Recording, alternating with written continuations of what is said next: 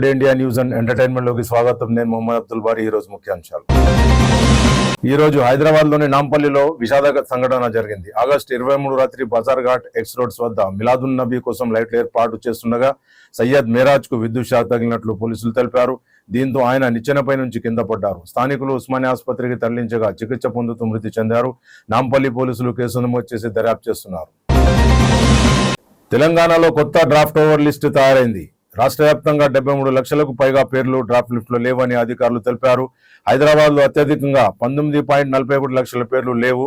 జూబ్లీస్ లో 1.79 లక్షలు, యాకుత్పురాలో 1.54 లక్షల పేర్లు ఉన్నాయి. పేరు లేని అర్హులైన ఓటర్లు ఫారం 6 ద్వారా మళ్లీ దరఖాస్తు చేసుకోవచ్చునని అధికారులు తెలిపారు. బ్యాంకు ఉద్యోగ సంఘాలు సెప్టెంబర్ 11న దేశవ్యాప్తంగా సమ్మె చేయాలని నిర్ణయించినట్లు యుఎఫ్బియు తెలిపింది. వారానికి 5 రోజుల బ్యాంకింగ్, పెన్షన్ సమస్యలు, ఇతర పెండింగ్ సమస్యలు, డిమాండ్ల కోసం ఈ సమ్మె చేస్తున్నట్లు పేర్కొంది. సమ్మె జరిగితే కొన్ని ప్రాంతాల్లో బ్యాంకింగ్ సేవలకు అంతరాయం కలగవచ్చు. డిమాండ్లు పరిష్కారం కాకపోతే సెప్టెంబర్ 29 నుంచి 3 రోజుల పాటు అక్టోబర్ 26 నుంచి నిరవధిక సమ్మె చేస్తామని యుఎఫ్బియు హెచ్చరించింది. తమిళనాడు సీఎం విజయ్ మహిళలకు మరో శుభవార్త చెప్పారు. అక్టోబర్ 2 నుంచి ఎక్స్ప్రెస్, డీలక్స్ బస్సుల్లో కూడా మహిళలు ఉచితంగా ప్రయాణించవచ్చునని ఆయన తెలిపారు. అర్హులైన కుటుంబాలకు 3 ఉచిత గ్యాస్ సిలిండర్లు ఇస్తామని ప్రకటించారు. ఈ పథకం 2027 పొంగల్ నుంచి ప్రారంభమవుతుందని ఆయన చెప్పారు.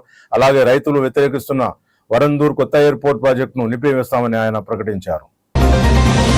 హైదరాబాద్ లో పోలీసులు, వెటర్నరీ అధికారులు తనిఖీలు చేసి 100 టన్నుల చికెన్ వ్యర్థాలను పట్టుకున్నట్లు తెలిపారు. ఈ వ్యర్థాలను చేపల చెరువులకు తరలిస్తున్నట్లు పోలీసులు చెప్పారు. అత్తాపూర్, మియాపూర్, అమీన్పూర్, కుకట్పల్లి, జీడిమెట్ల, చింతల్ ప్రాంతాల్లో లారీలను తనిఖీ చేశారు. చికెన్ వ్యర్థాలను చేపలకు ఆహారంగా వేయడం ఆరోగ్యానికి మంచిది కాదని అధికారులు హెచ్చరించారు. ఈ ఘటనపై పోలీసులు కేసులు నమోదు చేసి చర్యలు తీసుకుంటున్నారు. సౌదీ అరేబియాలో 2 తెలంగాణ వ్యక్తులు వేర్వేరు కేసులో ఇబ్బందులు ఎదుర్కొంటున్నారు. హైదరాబాద్ కు చెందిన సోహెబ్స్ నహానికి ఒక వ్యక్తికి మృతి కేసులో అక్కడి కోర్టు మరణ శిక్ష విధించినట్లు సమాచారం. నిజామాబాద్ కు చెందిన శ్రవణ్ కుమార్ రోడ్డు ప్రమాదం కేసులో పరిహారం చెల్లించాల్సి ఉంది. 2 కుటుంబాలు ప్రభుత్వ సాయం కోరుతున్నాయి. తెలంగాణ ప్రభుత్వం భారత ఎంబసీ నుంచి సాయం కోరు ప్రయత్నాలు జరుగుతున్నట్లు సమాచారం అందింది. ఉత్తరప్రదేశ్ లోని సుల్తాన్పూర్ లో పోలీసులు జరిగిన కాల్పుల్లో విపిన్ నిషాద్ అనే వ్యక్తి గాయపడినట్లు పోలీసులు తెలిపారు. అతనిపై గతంలో పలు కేసులు ఉన్నట్లు వారు చెప్పారు.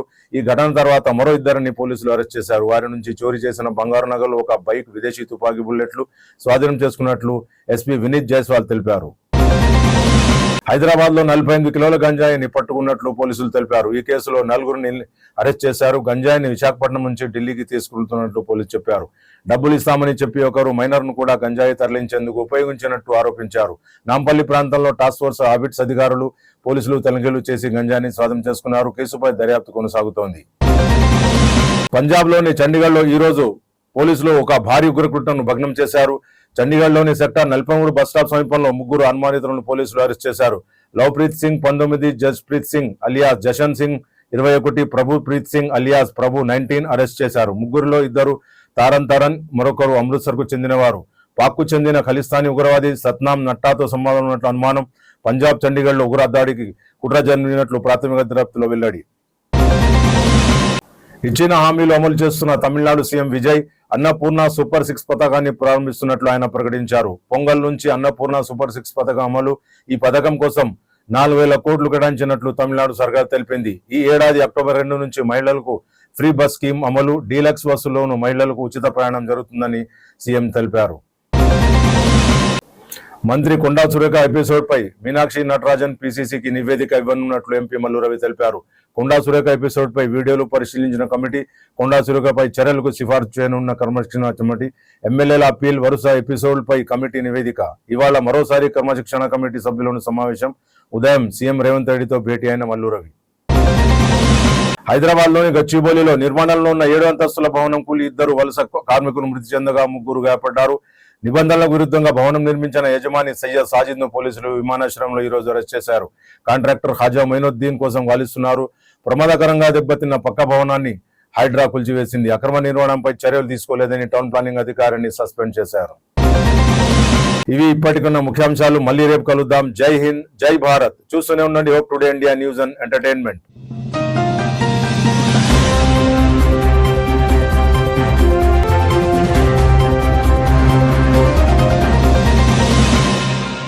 आपकी खुशियों का हसीन आगाज एक शानदार मुकाम के साथ आइए पैलेस कन्वेंशन, जहां आपकी हर खुशी, हर तकरीब और हर याद बने खास और यादगार। अपनी जिंदगी के खूबसूरत लम्हात को एक ऐसे पुरवकार मुकाम पर मनाएं जहां खूबसूरती, आराम और बेहतरीन सहूलियात एक साथ मौजूद हो। 700 से 800 मेहमानों के लिए कुशादा गुंजाइश, सेंटर लाइट एयर कंडीशन की सहूलत, वैलेट पार्किंग की बेहतरीन सहूलियात, दुल्हन और दुल्हा के लिए शानदार लग्जरी स्वीट्स, सेलर और ग्राउंड फ्लोर पार्किंग की सहूलत, शादी, वलीमा, मंगनी, सालगिरह, इस्तकबालिया, कॉर्पोरेट इवेंट्स और हर वो तकरीब जो आपके लिए खास हो, इसे बनाए मजीद शानदार, पुरवकार और यादगार। हमारा पता है मेट्रो प्लेयर नंबर A963 नस Jama Masjid, Erragadda main road, Hyderabad. Booking के लिए आज ही राब्ता करें।